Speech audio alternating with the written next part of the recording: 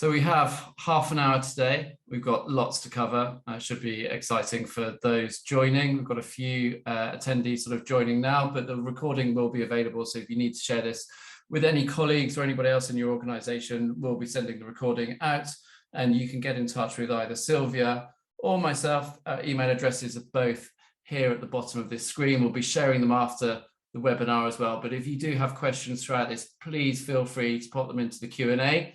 And we'll try our level best to answer them as we go through the webinar. If we have any time at the end, which I probably doubt because we only have half an hour, we have quite a lot to get through, we'll try to answer them. Anything we can't answer, we'll come back to you directly after the webinar. So welcome.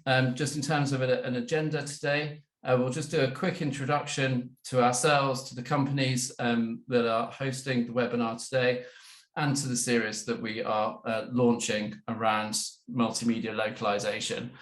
I'm going to jump into the two specific phases that we're talking about today, which are the very start of the process, and we'll talk about Lilt and CaptionHub and how we can help you move along the journey in terms of localization maturity.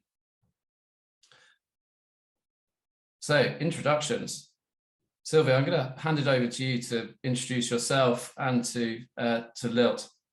That's great. Thanks so much, James. Hi, everyone. It's super nice to meet you. My name is Sylvia Ananicz. I'm the Vice President of Revenue here at Lilt. I have been in the localization industry for, gosh, almost 15 years now. I love this industry. I love the space. I love the people that are in it. I joined Lilt a little over 2 years ago. And really what Lilt is the next generation of localization company. So we are an AI-enabled translations. And what we really believe is that translations need to be done at scale and build a process that allows for that to happen. What we'll talk a lot about today is really about how Lilt views workflows and how they view workflows for closed captioning and multimedia projects specifically. This has historically been a huge pain point in the industry. And that's really because Lilt at its core believes that we are connector forward, and our technology is a self-learning tool. And we'll talk a little bit about what that means and how that really allows organizations to produce content at scale. So I'm super excited to be here. I am a huge I fangirl over CaptionHub all the time because I think they are just the most amazing platform. So super excited that James invited me to speak with you all today. Awesome. Well, look, pleasure is all ours, and yeah, absolutely reciprocated as well. We're huge fans of Lilt. We just hear about you guys so much out there in the localization community when we're talking to our clients, when we're talking to prospects and other partners. Lilt's a relatively young organization, so founded in 2015. There you go. So quite a lot of similarities and parallels here. We were founded in 2015 as well. And I love that I've actually only just sort of seen the description of AI-enabled translation at scale. I can't believe I haven't noticed that previously. Obviously, that's something that we talk about loads, which is AI-enabled translation at scale and subtitling at scale. And there's such a good fit, I think, between our companies and this partnership. So I'm really excited for the webinar, talking to you today, Sylvia, but generally for the partnership and what we can bring to the industry. Yeah, I think we're gonna have a lot of fun. Awesome. Just a little bit about CaptionHub for those of you on the webinar who don't know about us. So we're a subtitling platform. We started life out in 2015. So sort of, as I say, similar age to Lilt as well. Everything we do is about helping organizations in the enterprise space deliver subtitles and voiceover at scale, and to do that accurately is really hard. It's, you know, often a multi-million-dollar problem that we're solving for organizations. So that's us. I'm the Chief Commercial Officer over at CaptionHub, so I have responsibility for the entire customer experience, and I get to work with amazing partners like Sylvia on a daily basis. So let's jump into the maturity series and what it is that we are doing here today. So we were at CaptionHub, we've designed this localization maturity series really as a blueprint and a framework to help organizations that we're talking to on a regular basis understand where they are in their own localization maturity, so that they can think about which processes and technologies they can introduce to improve their process and their localization, their go-to-market. And what we find is that this really isn't a linear process or a linear journey, although we sort of depict it as it because it's quite a helpful framework to have these sort of separate stages set out with, you know, lists of these different processes that you might see and these different technologies that you might see. But really, in reality, what we see is there are sort of processes and technologies pulled from different stages, whereas, say, generally you fit in the reactive or repeatable stage. What we do see is, you know, there are drops of using a very advanced technology at a very early stage. We see that quite a lot of the time. And also what we're seeing is the ability for companies to choose the right technologies much earlier on in their life cycle when it comes to localization, and really rapidly move from reactive or repeatable right through to optimized and transparent. And I guess that's what we're here to do today, Sylvia, is help those organizations, you know, on that journey, get to a really mature stage as quickly as they can. Yeah. And I think I'll add one thing, like an observation I've made. I took a 2-year pause from the industry in 2020-ish. And when I came back, I was so surprised, especially for organizations starting localization processes or just like workflows for the first time, their appetite for technology. I feel like there used to be a lot more resistance to looking at products and different workflows available. And I've just seen the industry come such a far way to say, we know we want to automate this from the get-go. So how do we go about doing that? Yeah, that's super fascinating. And obviously, as a pure technology company, that is a huge sort of opportunity for us and our clients. But at the same time, you know, we also see a whole new range of challenges with that, of organizations trying to not necessarily run before they can walk, but sort of make that leap of faith into, you know, into sort of, and it's an investment, you know, so having to sort of invest in multiple technologies and really sort of understanding which is the best technology for their process out there, or the best set of technologies and partners. And that's, I think, probably from our point of view, what we see at this stage, at this sort of reactive initial stage, is the hardest thing for our customers or prospects to sort of get over that initial hurdle of, you know, which technologies are the right one, but then trying to get that buy-in internally from their budget holders and from the others in the organization. I think that's if that challenge was easily solved, I think we'd be out of a job, James. I think we might not be here, right? We might be or already on Treasure Island somewhere or something like that. So I mean, Sylvia, your background, you know, you've worked in the localization industry for a while. And how does sort of working in Lilt sort of compare to some of the more traditional agencies that you've worked in? I know Lilt isn't an agency. It'd be great just to sort of hear a little bit more about, you know, the internal sort of insights that you've had with your previous experience to where you are now. Yeah, for sure. So there's 2 key components, and we'll talk about this a little bit, but there's 2 key ways in which Lilt is different from traditional LSPs, because in many ways we're similar. The first is that we really believe in vertical integration and a connector forward approach. And what that really means is, and it touches on what you said, is investing in connectors and workflows, and being thoughtful about that at the front end of any exploratory processes that you're doing, and bringing all of those technical stakeholders along on that journey is critical. And we really believe that that's the way that the industry is heading, whether that's direct integration, whether that's, you know, existing TMS systems and plugging into those, like integration is the way to go. Yeah. The second way in which Lilt is different is the way in which we actually produce the translation, and using large language models and true self-learning AI. And we'll talk a little bit about how that's different than some of the traditional workflows that have existed out there. It's what creates the scale element for organizations to then be able to say, if we can solve this and we can solve this, then the middle piece should be a lot faster. And I think where a lot of customers can struggle a little bit is translations is often not the most exciting part of a project. It's actually what happens before and after. And so I think that's where organizations and partnerships like ours is really great, because you guys solve for the before and after, and we solve for the meat in the middle. And it just works out really well if you can do that.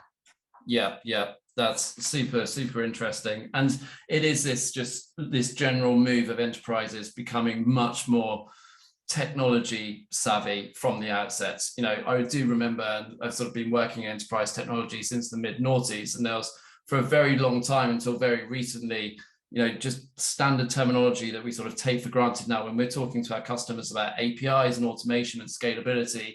That was sort of fairly alien language. And now that's language that I'm seeing is really driving the conversations. Are you API ready? Can we integrate into other technologies? And we're seeing, and it's challenging for us, it's really interesting seeing customers coming to us, armed with that level of technology expertise. And we're very much having a software technology conversation, whereas maybe 3-4 years ago, that wasn't necessarily the case. So lots of opportunity there, I think, in the enterprise world. Yeah, I couldn't agree more. And I think just in the last 6 months, what's been really interesting to observe is that I don't know of an organization, especially localization team, that hasn't had budget pressure put on them. And so it's kind of accelerated that. And then I think with the launch of all of the different AI tools that are out there right now, I think technology is becoming less intimidating because people are able to kind of play with it a little bit more. So what AI is tends to make a lot more sense. And so with those budget pressures and kind of with that familiarity and journey that they've been on with AI, they're more open to being guided on how can we drive down overall cost by bringing in technology, because the cost structure of those programs is very, very different. That's a really cool segue, if you don't mind, to sort of jump into some of the reactive and repeatable differences that we're seeing here. So really, talking about what we mean by reactive localization, this is really those organizations that are just starting their journey. They just, they're having those initial business drivers to say, actually, we want to go to more markets. So we need to localize our content. And it's either localizing the content that's marketing their products, if you're automotive or pharmaceutical, or you're a content company, so you're a TED or you're a media company like Vice or one of our other clients, where your content is your product. It's suddenly become very apparent to those companies that to compete on the global stage as a business, you just have to start localizing. But at the same time, you don't have Friday free for localization. You still have a very, very busy job.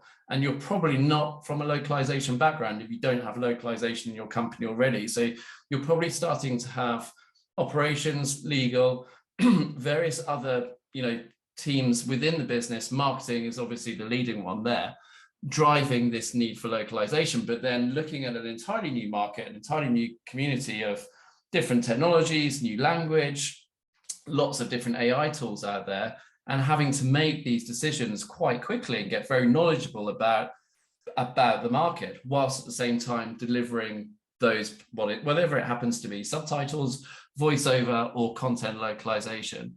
And so this reactive stage can be quite a hard sort of phase to manage. And really what we're trying to say here for our customers is, let's move you to a repeatable stage where you've got some more repeated processes, more repeated technologies, and you can become more organized and you can have those processes baked into your organization. I guess this is where it goes, Sylvia, from purely having a set of AI tools to having a linguistic capability and really understanding what that means.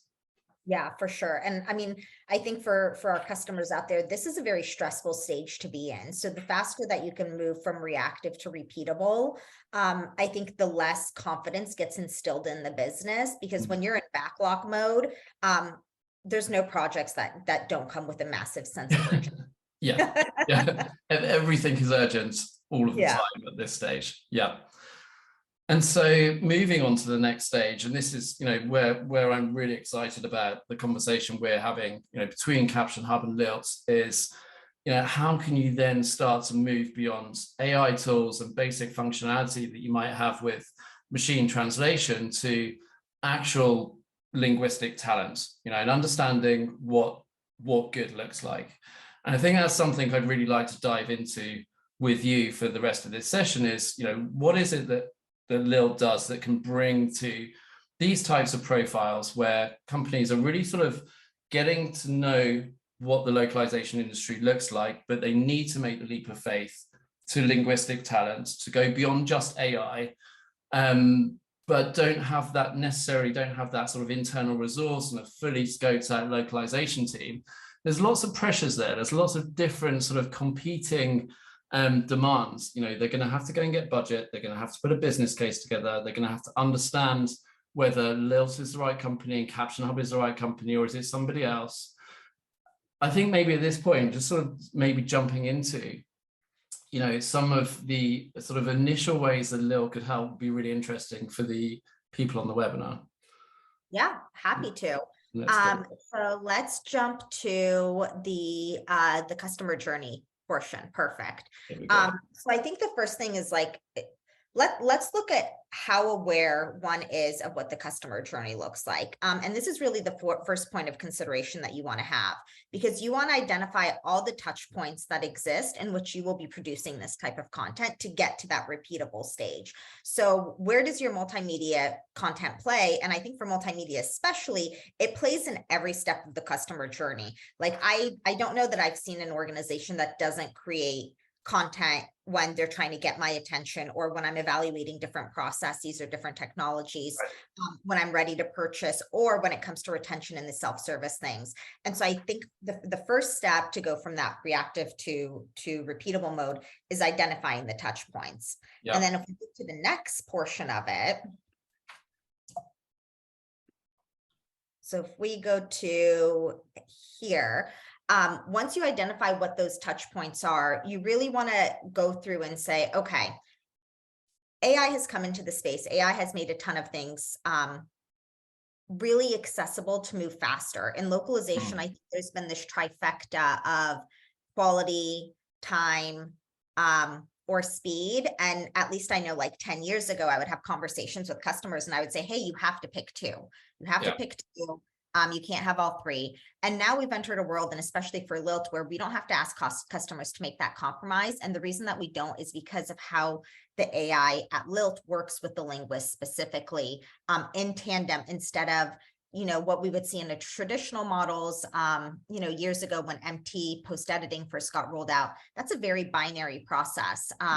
You're only training engines at a certain point. So like, we knew that that was not going to be the solution. And that's where the self-learning really came into place. And so the way in which the linguists interact with the AI and making linguists faster, that's the key for the brand consistency when you're localizing high touch content and highly branded content that is a reflection of your brand. Because if you allow them to move faster, you're no longer constrained by labor pools. And that's really what we want. We don't want to marginalize the linguists, and we want to make sure that we're providing technology that helps them work a little bit faster. It's so interesting. I mean, this is, I mean, you'd imagine that would be, you know, a challenge point that would come up in the localization community, in the linguist community, which we know very well. That is, you know, is AI going to replace linguist capability? It's absolutely not the case. And as you're doing, very much as we're doing, you know, it's about getting much more focused on what the value is that AI can provide to that linguist capability, what that handover looks like, how linguists are using the AI. And that's a really fascinating space to be in, because you're ultimately making, it's not necessarily about just efficiency with linguists and your linguist capability and cost savings, but it's also saying, well, you become more expert in your particular, in your trade, you know, and we know that linguistic capability, you know, it's a really high level of expertise. These are typically master's level graduates. There's a lot of expertise, a lot of experience to get right there that AI just can't replace, but it can massively, massively help. And I see really sort of Lilt coming in across the customer lifecycle to massively help there. Yeah, I think that what you just said is perfect. Like we really believe technology should be used for good and to advance. And so how can we leverage this to improve the scale of localization programs without marginalizing the linguists, which we've seen as a pattern just in the industry in general. If we want to put kind of some visuals to this, if you want to go to the next slide, James. I think, so just really quickly, how does this work at scale? And so I think this is just a visual representation of how we think about it. So regardless of what your endpoint is, so we talked about how you want to map the journey and you want to figure out where all of your touch points are. Once you identify what those are, vertically integrating into systems, that's where the first level of scale comes in. How do you make it so that not everyone within your organization has to be a localization expert or a media expert? They can just stay in their systems of record and push content for translations, and then get to decide, do I want this to be a verified translation with approved language, or is a really good large language model AI an acceptable outcome for this? And allowing the flexibility in those workflows is critical to scale, because then you can really be intentional with your content and the decisions that you're making in your workflows without forcing everyone to learn all net new technologies. So when I started the call, I said vertical integration is a key value differentiator for Lilt. It's why we're partners with CaptionHub as well. That's the first point to scale. And so it's still fascinating in terms of that particular, I guess, decision-making process where the buying organization doesn't have the in-house expertise to really know what the difference is between, I guess, bad, good, and perfect, and then having to make that decision on, how do we know that let's take your option number one, which is we've got a large language model, we're going to drive this through machine translation and AI alone. How, as an organization, can I be confident that that's going to be good enough, given that I can't speak Japanese or Mandarin? Yeah, that's a really great question. So there's two ways that we solve for this. One is because of the way that the Lilt AI interacts with the linguist. When we produce verified translations, which is the workflow with the linguist as part of it, one of the things that we measure is how good is the engine at making recommendations that the linguist says are A+. And so this is called word prediction accuracy at Lilt. And so at any time, if you wanted to see, hey, for my Japanese translation, what's the word prediction accuracy? And what we'll do with organizations, and we'll say, okay, for this type of content, we know this has to be perfect all the time. This is really critical in awareness. It's really critical when we get to like training collateral or self-service modules. Those we know always go through this workflow. And through that workflow, you'll get a word prediction accuracy score for a language to say, hey, our linguists are saying that about like 89% of these translations are fit for purpose. And so when you have that kind of data, you can make really intelligent decisions about where you want to use AI workflows to say, I don't need human intervention here, because 89%, that's good enough for this workflow. And so you can make really intelligent decisions when you have that data at your fingertips. Awesome. And so you're providing and enabling the client with that, with that data already in the metrics early on. So if we sort of go back to the maturity, framework and pathway from going from reactive to repeatable, actually what you're giving them there are the metrics that an organization historically might have had at a much later stage, a sort of much more of a managed or optimized stage. And they're starting to have those metrics at their fingertips now. So you're really accelerating their ability to get to quite a mature level of localization. But I guess if you just sort of stepping back from that, this prospect or this client is just starting to build up their linguistic capability, their AI capability, and their general localization maturity is just beginning. They now have an internal pressure where they have to say, actually, I want to take my Friday, and actually Friday is localization day. I'm actually going to start to bake in localization into my organization. And at some point, I'm going to have to say, well, we need to take Lilt and CaptionHub or whoever it might be that they've chosen out to their marketing, their CMO, possibly their head of operations, and start getting that budget approval. And what are some of the challenges that you've seen in that? And how do you think Lilt has helped overcome some of those challenges in helping those customers get that approval, see that sort of really that buy-in for that level of investment? Yeah, so I think the first thing is when you introduce technology, mature localization companies, so those that are super mature and those that are really immature, they may have never experienced it differently, but for most customers, what we find is the budget line items for translations versus those for technologies, they often sit in different pools. So it's different stakeholders that you have. Different cost centers, different places in the organization. We had this call just this morning, and this was a large enterprise in Japan with a team in Dublin for localization, a video team in the US in San Francisco, and just starting the process, but doesn't know which cost center it falls into. And it was just a case of us saying, go and find out which cost center this falls into and have that conversation internally. Is that the type of thing that you're seeing in Lilt as well? Yeah. 100%. And then we'll equip them with the whys. And so, you know, the good thing about technology is the stats and ROIs they're very evident. And so once you identify and can say, hey, your technology budget comes from here, these are the approval cues that one needs to take. And here's why this makes sense. Here's how this cost line item is going to go down. Yes, this is a new thing from a technology budget that you're paying for, but here's the impact it's going to have on the rest of the organization. And so like while the approval paths can run in parallel, we often try to bring them together to make sure that both sides understand the advantage that they're presenting cross-functionally to one another within that organization. And you know, does it work? I mean, how much? Well, obviously it works. We wouldn't be sitting here if it didn't work. But I guess let me rephrase the question is, then there is always pushback, right? You still get the pushback at that senior level. Have you seen in your experience those marketing and operational and accessibility and all of the other sort of verticals within the organization come together and sort of have that more strategic sort of, you know, galvanizing of thought? Because I think there's a really interesting point. At some points, the organization is saying, actually, we're not reacting. This is really driving revenue. And we need to do this, and we're investing in this. And it becomes almost a board level line item. Yeah.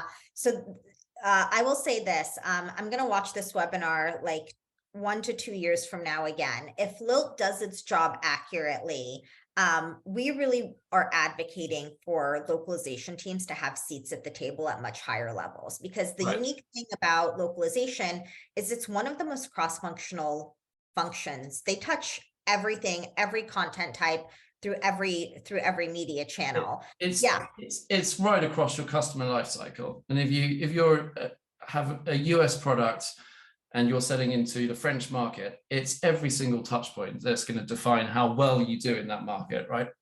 Totally. And so if we do our job right, we will one, make sure those people have a seat at the table. But in the interim, really equipping them with the right ROI stats. We do something when we're in complex planning stages or deals with our customers, where we will go to them and say, here's everyone you're going to need to get approval from. And here's the best type of data that you want to present for each of them to get you over the line.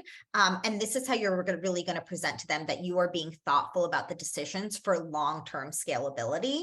And when guided through that journey and when equipped with the right data, those meetings can be significantly less painful. Yeah. Really awesome. I realize that we're coming up to the 30-minute mark.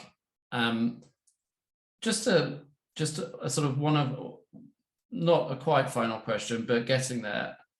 In terms of moving between these stages, particularly from sort of reactive to repeatable, that first big step of really becoming more mature and baking that in, for those organizations that are listening today and thinking, we probably do fit into that more reactive space, what sort of timelines do you think is a reasonable set of timelines for those organizations to be making? I'm sure it varies, and we see it varying as well, but we'd love to hear your view on what you see there in terms of what a realistic goal would be in terms of months or years to get to that next stage.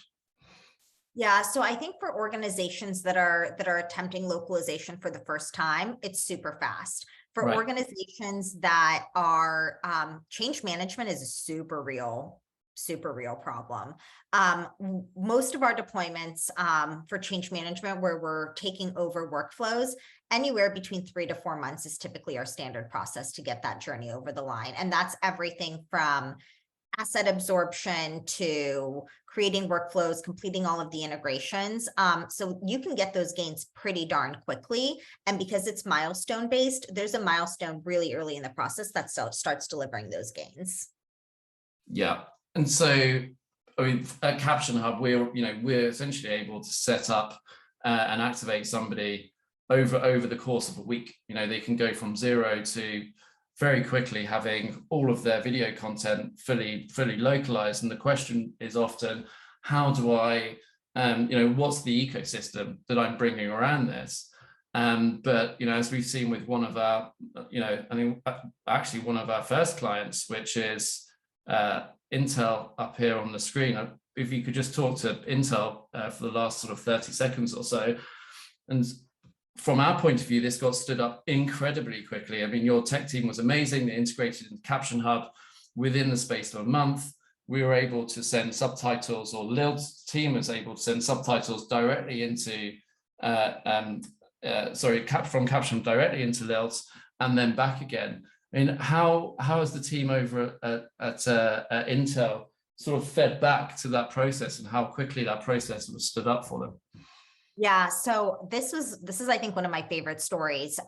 We as a group, I think your point, so full program transition, sure, that takes a little more time. For something like this, where a team came to us and said, we have these massive internal conferences and we need to make sure that we can do subtitles on everything that's like directly down from the CEO. And so, like you said, once Intel told us, hey, we are working with CaptionHub, it's the best platform that we've seen out there. We set our integration up, I think, in like 3 weeks. It was pretty fast. It was really rapid. Yeah. It was really fast. And the scale at which the localization process happened, this used the verified translation workflow. Everything was so automated that the content went straight from CaptionHub into Lilt. Our linguists went through, worked with the AI to ensure that everything was verified and was completely on brand for Intel, using Intel's existing assets that we've had for years of partnership with them. Yeah. And the speed, like, I think a lot of individuals will say like, oh, everyone only talks about cost. Like, there was massive cost savings on this. Like, I don't want to underplay that, but the volume that was produced, I think that's really what blew people away. Yeah, and it's speed to getting that localization capability set up with multiple vendors and embedding that process. But then just the speed of an acceleration of the localization in business as usual on a daily basis is phenomenal. To see that volume, like you say, being pushed through both platforms and the linguist capability on Lilt's side. And this is super interesting. And I think there's going to be a segue perhaps into another Lilt CaptionHub webinar at some point. I can feel it coming, probably on the other side of Gala. But I think for now, we're going to have to pause. It's past. People have other meetings to go to. Just a couple of final wrap-up items from me. We will be releasing the next part of our white paper series tomorrow. So that will include the white paper for the repeatable stage. We're also going to announce our next webinar, which will be towards the end of February, just before Gala. Hopefully see some of you at Gala as well. But finally, and absolutely not least, Sylvia, just a huge thanks for coming onto the webinar today, for being really transparent and talking with such expertise about Lilt and the localization.